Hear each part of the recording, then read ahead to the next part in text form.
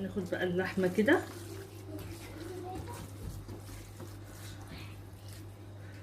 وهبتدي احط اللحمه بتاعتي.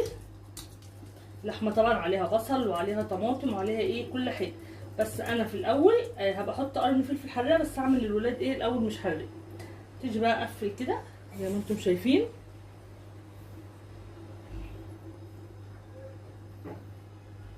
بالمنظر ده.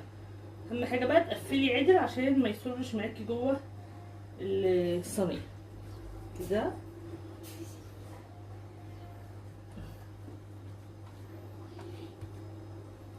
عايزه تعملي رغيفين مع بعض اعملي، بس انا بحب اعمله كده، الولاد بيعرفوا يمسكوه كده يعني.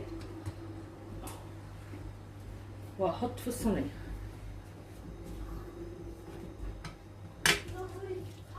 هنحط برده كده ايه اللحمه